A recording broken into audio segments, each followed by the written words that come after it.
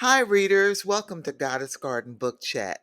As I've alluded to in the preview video, this conversation is going to be split between part one and part two.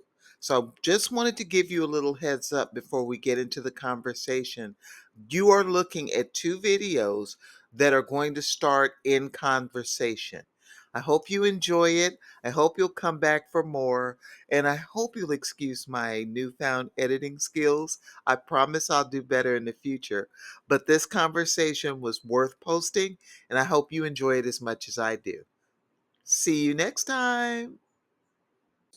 And they're going there to retrieve the bolt from Hades, which I'm sure is the same in the movie.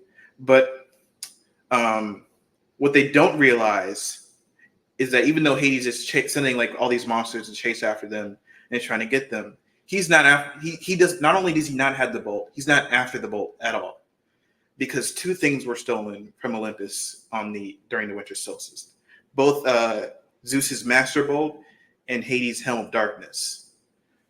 So Hades believes that Percy has his helm of darkness as well as the master bolt, but he doesn't care about the So master they bolt. just did away with the whole Helm of Darkness issue.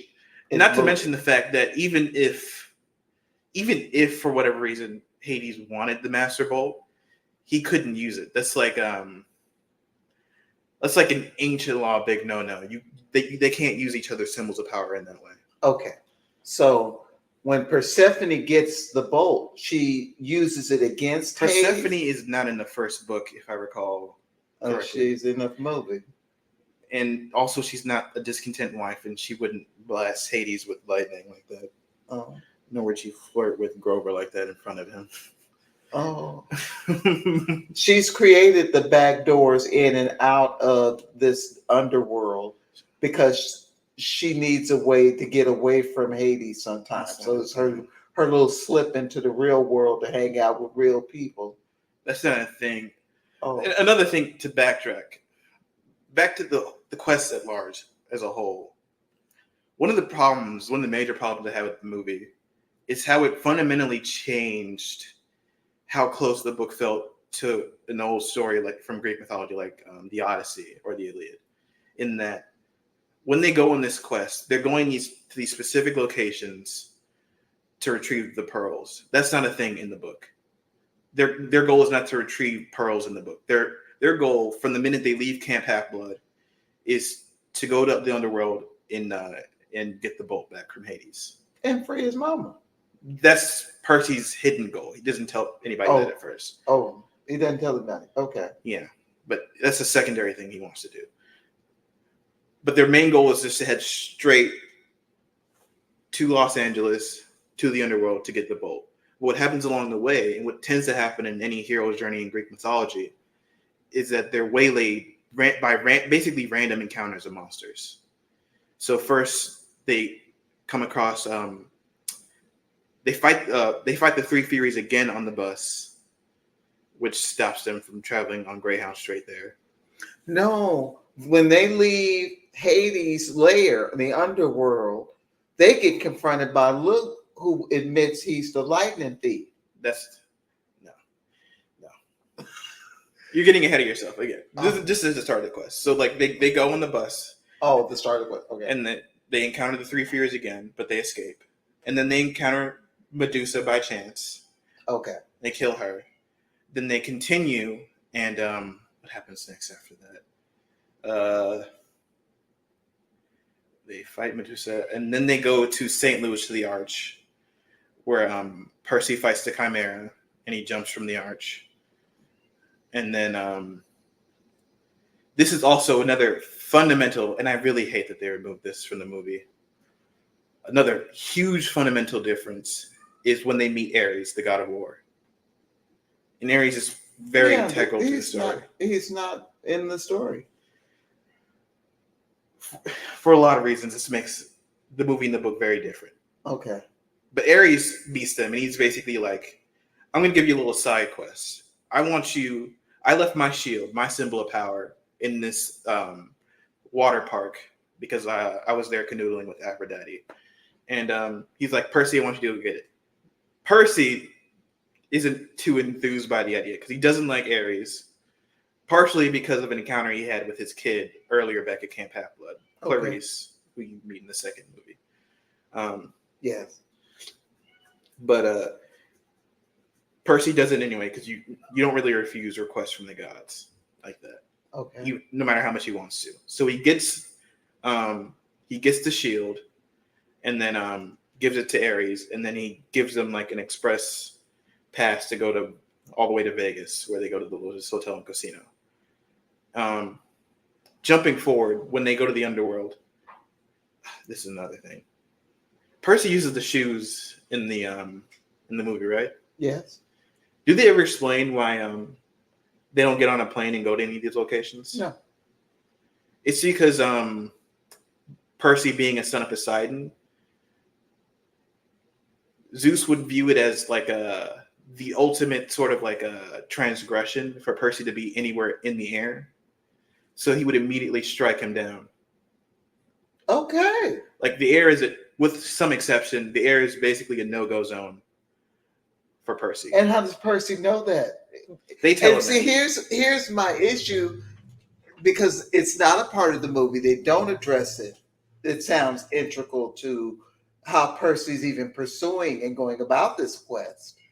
But I do remember that there is a point in which they wind up at an amusement park, like an abandoned amusement park, where he has a confrontation with Luke. Was that the second one? I mean, that happens in the movie. No, they fight in like the rooftops or something, right? Okay, I think it's the second one where they wind up in this abandoned amusement park. Okay, that must be the second one. Okay, where he brings Chrono. Okay, go ahead.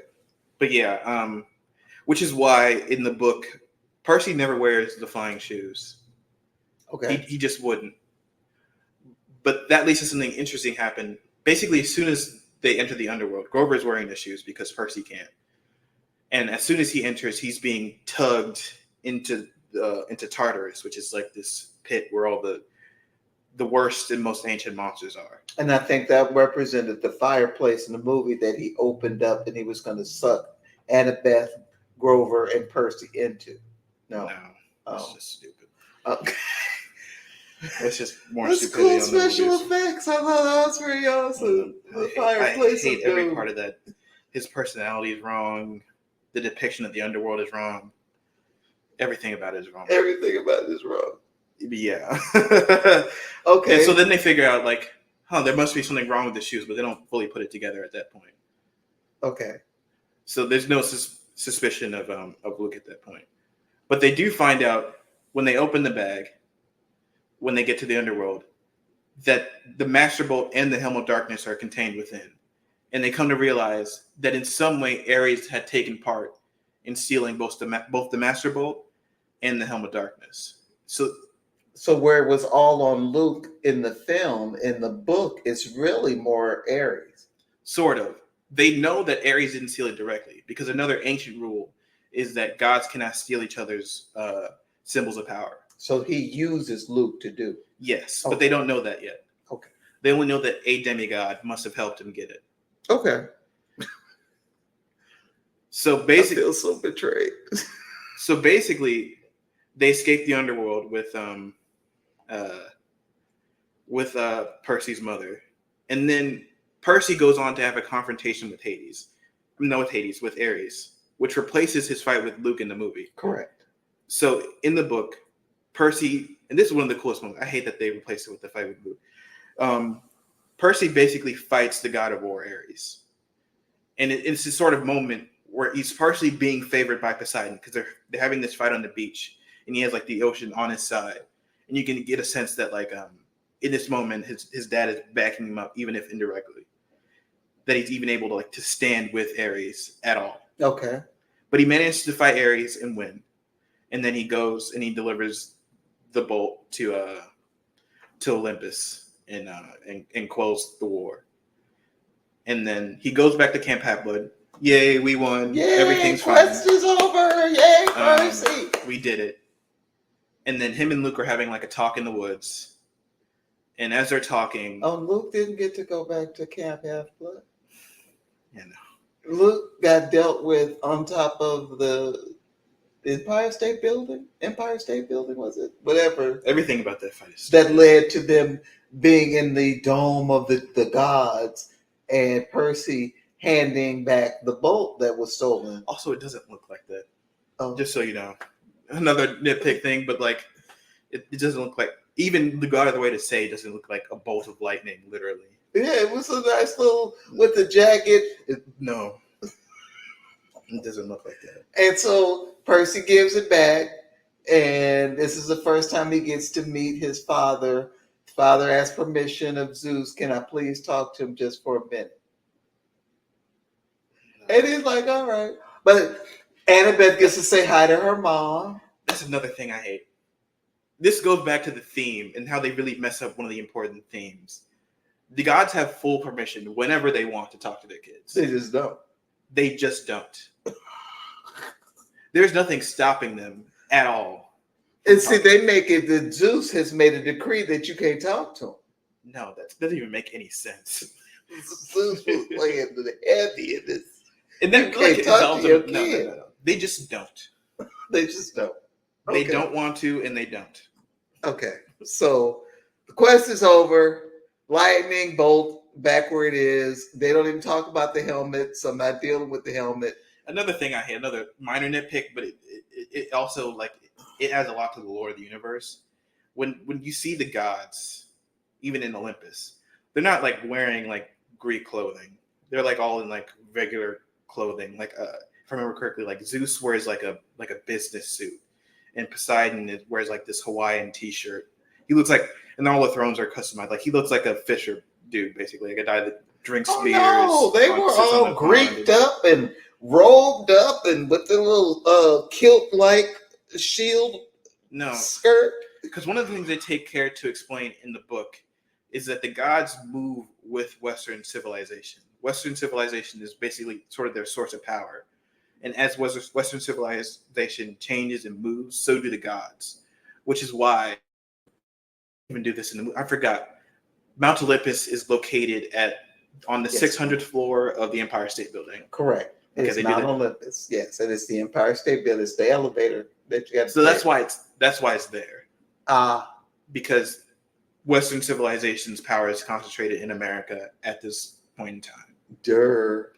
So, see, that's why everybody's ego is all blown up. Because of Percy, Zeus and him. Okay. And the gods sort of adapt to that. So that's the first one. Now, I hadn't seen the second movie until you suggested when we were going to talk about this. There's still a few things. Oh, wait. Okay. One or two things. Okay. I know. I want to keep you here forever. But there's at least one thing I wanted to talk about. One of the things I really loved in the books is what they would do at the start of every book, basically the start, or sort of, is that whenever a demigod wants to go on a quest, and this is different from the movie because you can't just leave Cap halfway without permission. What you need to do is you need to go on a formal quest. And to go on a formal quest, you need a prophecy from the Oracle of Delphi, which is the spirit that tells prophecies. And so in the beginning, we get Percy going to the Oracle of Delphi and getting his prophecy to go and retrieve and return the Master Bolt. I don't think we meet the Oracle till book 2. Movie 2.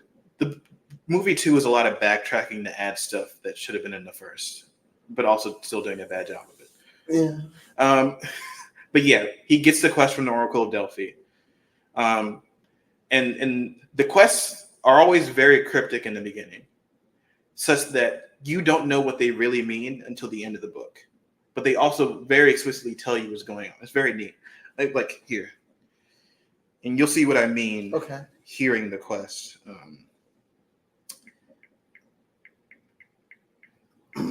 That's interesting. That even when I recollect the second movie, which I recently watched, I don't think it clarified that at all. God, I wish those books didn't read in a way that bored the crap out of me, because this is such a better book story. The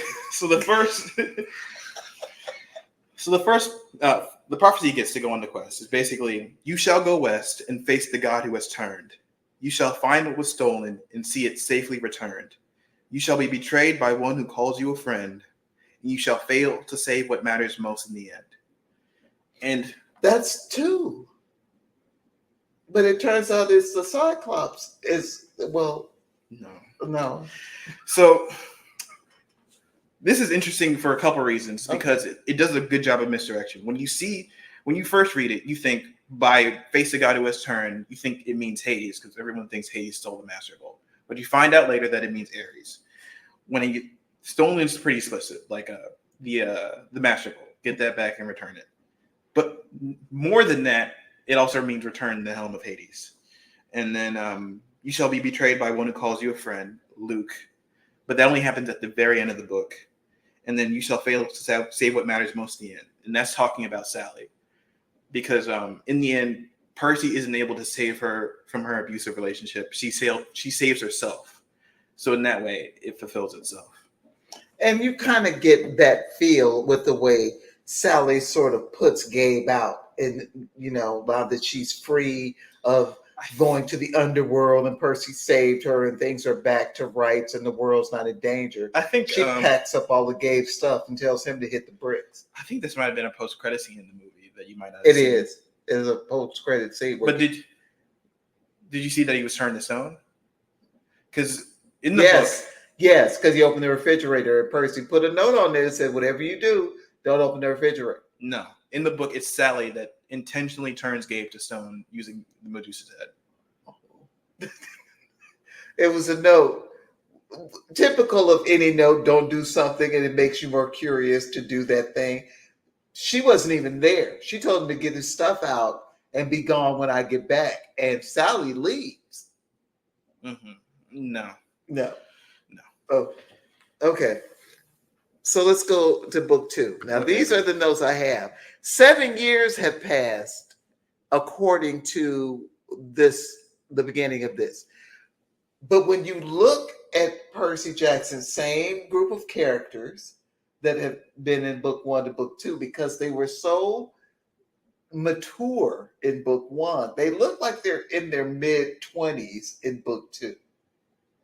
So, I mean, they just look like adults on this. Typical of teenage actors in movies. Okay, so these are the notes that I took. So we flash back in the beginning to Talia, who's the daughter of Zeus. And because she falls and she's trying to protect Camp Half-Blood, she becomes infused with the barrier tree that erects the wall around Camp Half-Blood. This is also where, because Percy's only been on the one quest, he's starting to doubt his worth.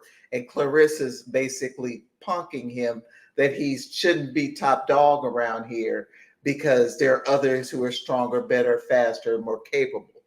And so this is also where he then meets the nymph Cyclops, Tyson, his brother, and is introduced as, I am also like you, except I'm half Cyclops, half demigod, whereas you're half human, half demigod.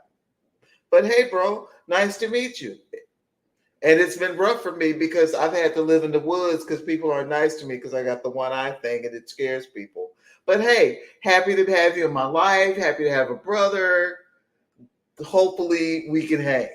This is how Tyson comes into it. So then again, the Hocus Bull breaks through the barrier. On track so far? There's the Hocus Bull. He breaks down the barrier and it starts to kill the barrier tree, which is basically killing Talia. And so the barrier is broken basically by Luke because he's the one that sent the bull, according to this. So they get from the prophecy what we were just talking about. This is where not Luke. This is where Percy has the conversation with the prophet. I think it's a different prophecy. I'll read that one in a second later. Okay. And then they decide that the barrier tree has been poisoned, and the only way to truly heal it is they have to first go to a skeleton witch in the attic. That is the Oracle of Delphi. That's the Oracle of Delphi. Okay, she gives them the scoop on the history lesson on everything that's happening. And then Annabeth and Grover beg for the quest of the Golden Fleece so that they can heal the tree. But this Golden Fleece, you have to go through the sea of monsters. Now, they then talk to one of the people who run the camp, and he agrees this quest has to happen, but he gives the quest to Clarissa, and she picks her team. But Percy, Annabeth, and Grover go anyway. They decide that they know best about how, because of the prophecy that includes him. He feels like, I got to be the one to do this. I understand why they sent her, but the prophecy was talking to me about me. And he wasn't sure if it was specific to him or his brother. So Tyson gets to go too. So I'm going to stop here and you tell me, are we on track in the Sea of Monsters? I mean, not really, no. I will say that this movie does a slightly better job of trying to be on track with the events of the book. Okay. But still know that it's different. For one thing, the flashback with Talia is something that we know about Talia in the first book, because it's very integral to the relationship and the character of Annabeth, Grover, and Luke. Okay. Do they talk about their relationship at all in the movie? Annabeth, Grover, and Luke are not discussed. I think there's a flashback where you see them as younger children. Okay. So for starters, because this, I forgot, like they completely gutted Annabeth's character entirely in both movies. Ridiculous. But one of the things we come to understand about Annabeth is that she's like sort of jaded, partially because of her fraught relationship with her father. And to make a long story short, she basically ran away when she was 7. And on the streets, she encountered Talia and Luke, who had also, for their own reasons, run away from their parents. And they were all living together. And then they encountered Grover, who, as a seeker, was looking specifically for Talia because they knew that she was the daughter of Zeus. And because she was a particularly powerful demigod, she would be attracting monsters. And also Hades was after her for reasons. So we start back in Camp Half-Blood after they all get there as kids. Well, what happens in the book is that they don't quite make it. Talia, they're on the cusp of, like on the crest of Half-Blood Hill, and Talia's like, you got to go, I'll hold them off. And so she basically dies fighting off the monsters. And Zeus, as sort of like a final nod to his daughter, is like, you know what? I'll turn you into a tree. Okay. Right. And that tree also, instead of saving my life or whatever, but okay. That tree also becomes the barrier that protects Camp Half-Blood, which is sort of the same as in this. Yeah, movie. Zeus doesn't play a role in that. She just, when she falls, a tree springs up. That is the barrier tree. Because why would that happen? Because she's a demigod and she connected. That doesn't. No, it's Zeus, sort of like a final gift, I guess. Okay. Doing the least. Yeah, as they all tend to do. Okay. And that's important because it's a lot of trauma, both for like Grover, who feels like he failed and is responsible for the death of Talia. Yes, that does come through. But also, it explains sort of like the deep relationship between Annabeth and Luke. In the books, it's sort of like this younger kid having a crush on an older, because Luke is like a 19 in the first book, as opposed to like Annabeth's 12, but she has like sort of a little crush on him, but he sees her as a little sister. But they have like this like tight relationship because they survived together on the streets running from monsters, and they have like this background history together. So that's the whole thing. Okay, but so when does Annabeth develop this mistrust of Cyclops? Because it's present when she meets Tyson. She doesn't trust him because of the history she has with Cyclops. That's not a thing. And I think it has to do with Talia.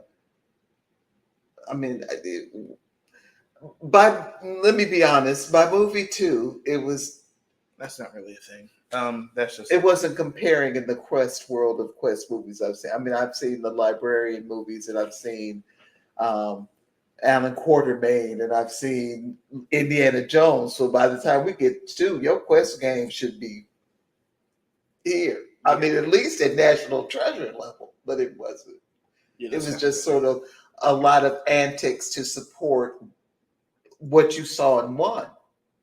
up to and including them getting to the boat that Luke has his team on as they go after the fleece, because Luke is trying to revive Kronos because he's still bitter. He's still feeling some type of way that daddy doesn't love me, he didn't hug me, and he didn't play baseball with me.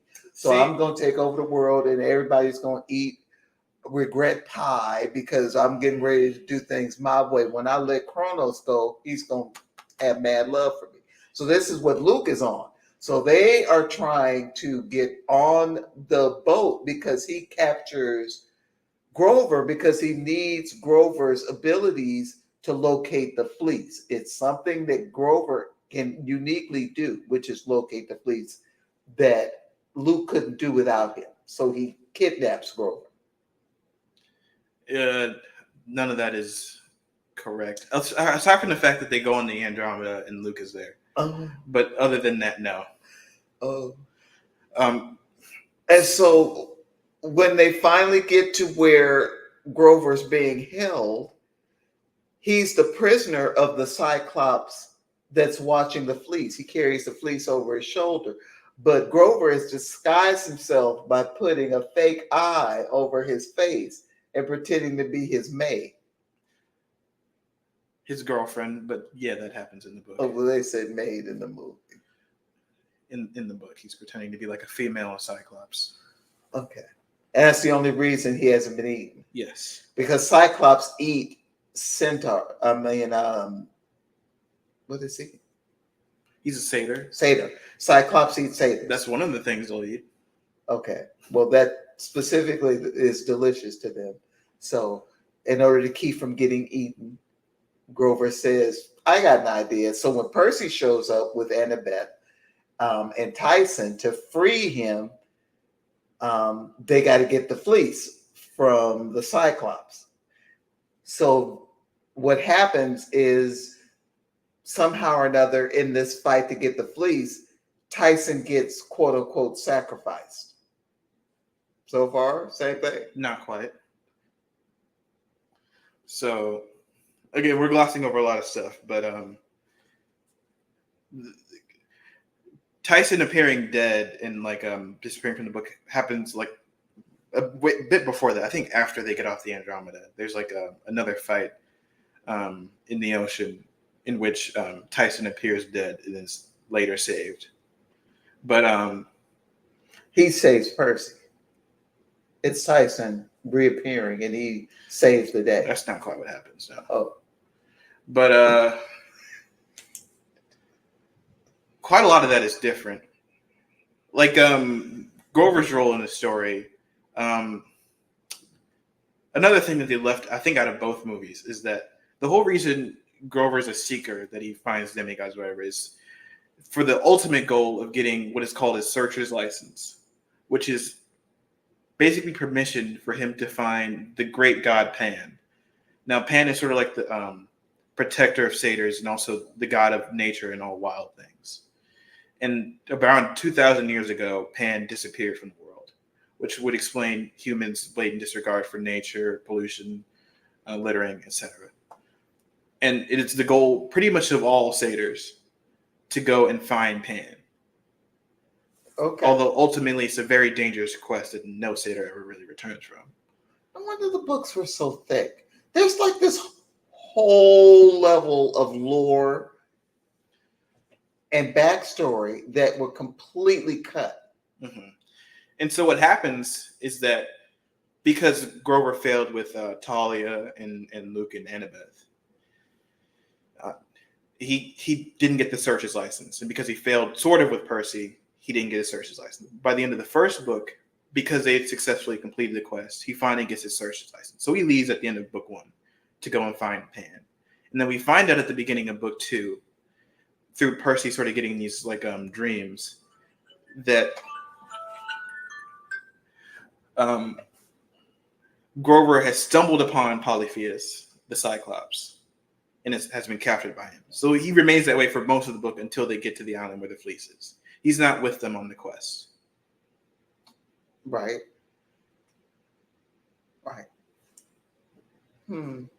So I kind of Grover's not on the quest because they're trying to free Grover. No, but Grover goes with them initially, right? He's in the beginning of the movie. Yes. That doesn't happen. He's the whole time he's with Polypheus because he's searching for Pan, and he happens across Polypheus. And we find out later that it's because Polypheus has been tricking satyrs for a while now by luring them, making them think Pan was where the fleece was, and then capturing and eating them. Okay. Another thing that's pretty different is, okay, here they try to like shoehorn in Kronos. And Kronos is sort of like, there are 5 books in total in the Percy Jackson series. And he's basically the overarching villain. And we know that from the very first book. Okay. Because when Luke finally betrays Percy at the end in the woods, and it's not a fight, because at that point Luke would have very easily beaten Percy in a fight. But did they have the wave surfing where they were just in their shoes and they decided to surf the wave because Percy could make a wave to surf away when the can of wind didn't move their boat to get away from Andromeda? No. You remember any of it? Well, they used like this can of wind that they got certain things from Hermes to help them in their battle of confronting Luke. And he's like, and tell him, I'm sorry, instead of, why wouldn't you tell him yourself? But he gives them this can of wind. Oh, that's another thing. You mentioned how you find Luke's reason for hating Hermes to be kind of stupid, right? Right. Well, that's partially because they downplay the neglect of the gods in the movies, but also, in particular, Luke has a very good reason for hating Hermes. And I don't want to say stupid, if that's what I implied. What I was struggling with was that it shaped him throughout 2 movies. It's much deeper than that. And when you meet him, it's like, I'm not real clear. His father works at the FedEx store. I'm not understanding why you don't have access to him. If I remember right, in the book, they don't meet Hermes there, I think. No, I think maybe they do, but no, I think they go to Amazon, actually, which is run by the Amazonians. That's a whole bit. There's a lot of like, sort of like cute, sort of like jokes and turns in the books. But basically, there are like, I think, 2 distinct reasons why Luke really does not like Hermes. For one thing, I think it's, if I remember correctly, and this is something in the later books, so forgive me, my memory's a little fuzzy on this, but if I remember correctly, Hermes was very infatuated with Luke's mother, and Luke's mother was unique in that she had the potential to be the Oracle of Delphi. Typically, the Oracle of Delphi is supposed to be a living person, but the spirit hadn't found a new host in a long time, which is why it's a skeleton in the attic of the cabin at Camp Half. Okay. But typically it's supposed to be like an actual living, breathing person. And Hermes thought the potential for the next Oracle was in Luke's mother. But due to they were going to lock her in the attic? Not lock her. Oh. She would just be the new Oracle of Delphi. But due to certain like circumstances and I forget exactly what happens, but it winds up making her crazy. It drives her insane. Luke's mother, Sally? I mean, Percy's mother, Sally? Luke's mother. Luke's mother. Yeah. Okay. It drives her insane. The second reason that Luke hates Hermes is that basically Hermes gives Luke a quest at a certain point when he's at Camp Half-Blood. And it's actually to retrieve a golden apple from, I forget the name of the place. And he has to like sneak past the sleeping dragon. But the dragon wakes up and it disfigures him and gives him a scar, like I think right around here. Very visible scar. Otherwise, Luke's a handsome guy, but he has like this disfigurement here. And so that's another thing Luke has really never forgiven Hermes for, is basically getting him scarred.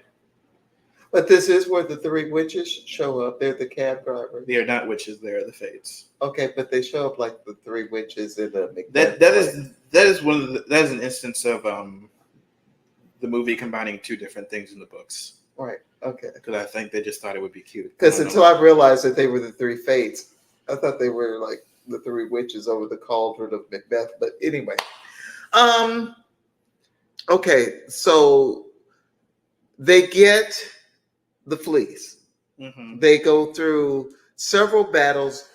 Well, let me back up. The fleece is in the hands of Luke first, because after a battle, when Percy thinks he's got it, Luke confronts him and takes it from him. He takes the fleece, lays it over the what looked like the Ark of the Covenant, but basically it's Kronos' coffin, and revives Kronos. And the first thing Kronos does is eat Luke. He like snatches him up and eats him first.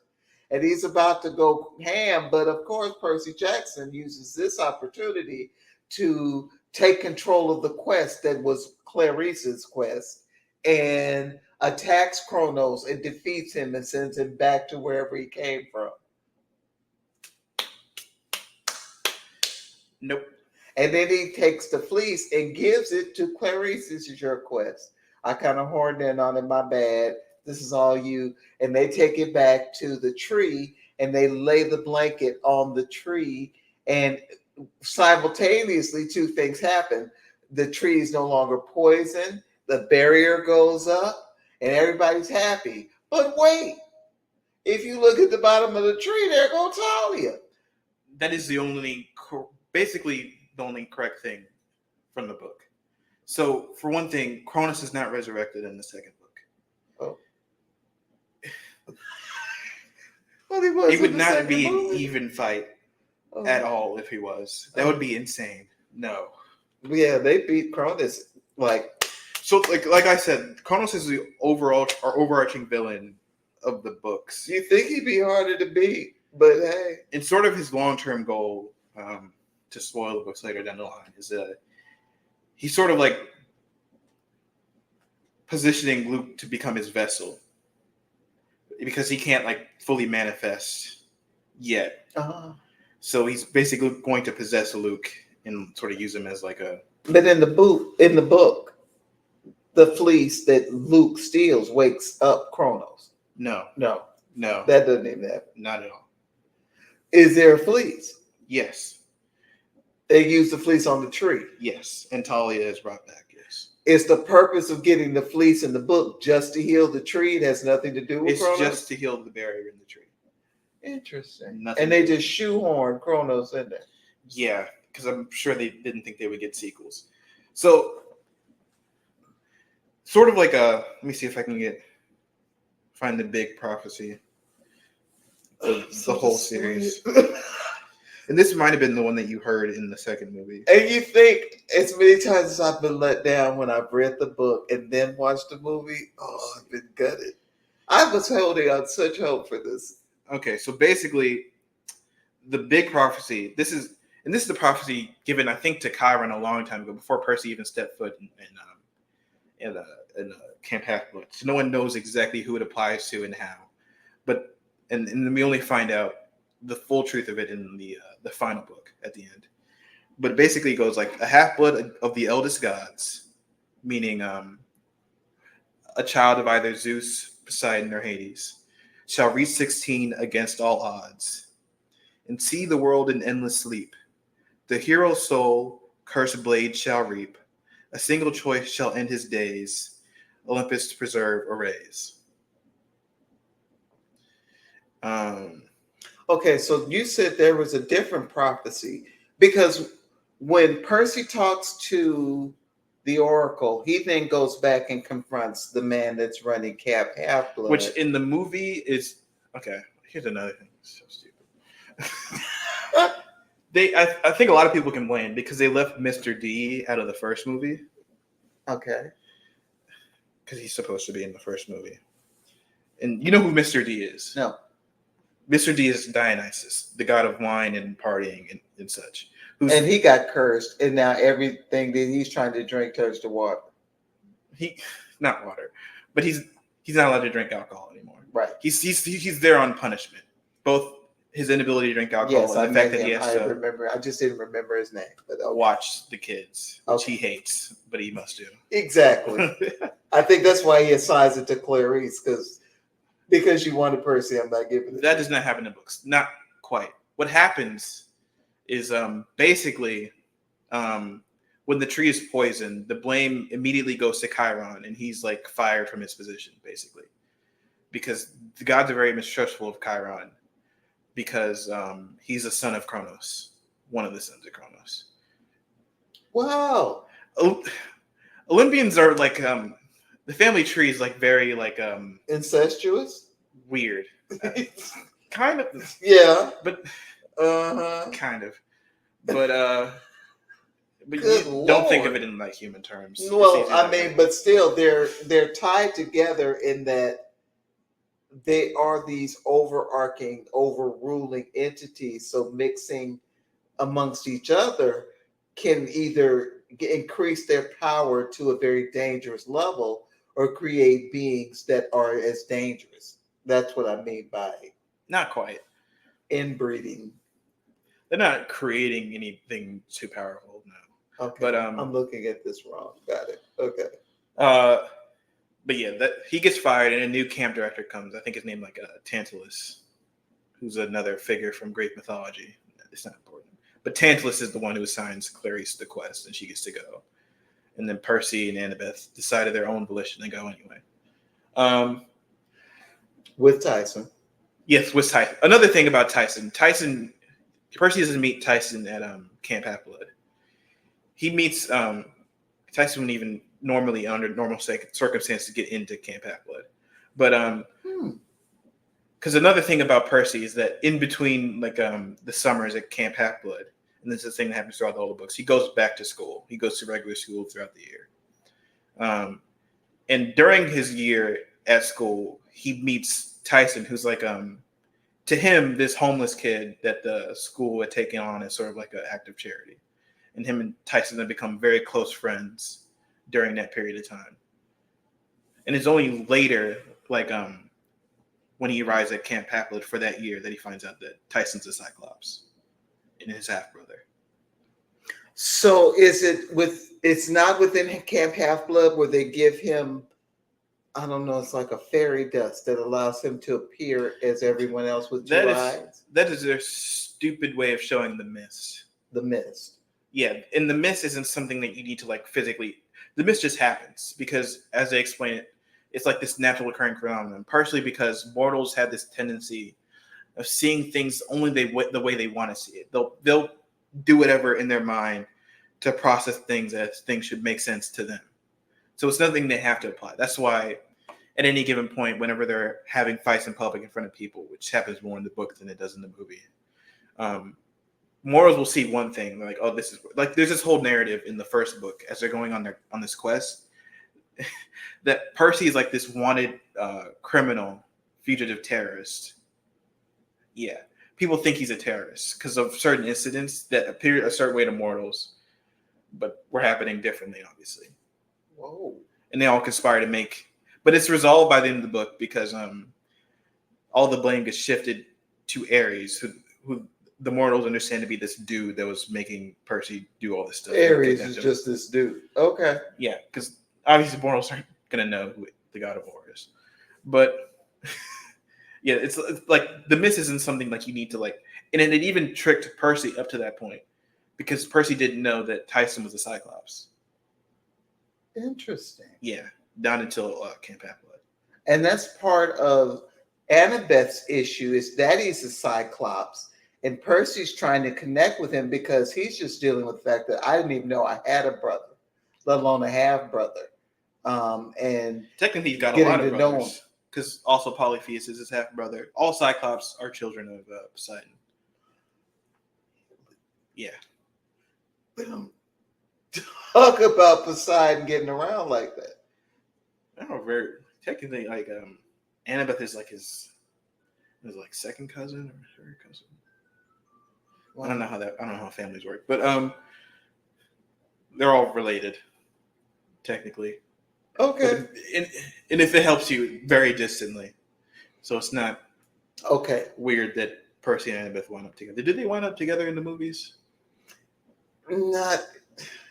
I mean, the movie ends around Talia, not around the relationship between Percy and Annabeth. So it's not a thing that happens. Okay. No, it really does center on you think that there's going to be a third movie, which would make the like really old at this point, and you can't correct the age timeline because you're well into the second movie and you've made them uber mature. So it, there's this new release out. There's this series of Percy Jackson at the correct age. Yes. Probably much more accurate in terms of following the book. It is mostly more accurate. Mostly there are still more changes, but I would say it better keeps to the spirit of the book. Okay. Far better than the movie did. It has its flaws that plenty of people pointed out, but it attempts to be more accurate. Okay. So now that I've shared with you what the movies were like, and you shared with me what the books were like,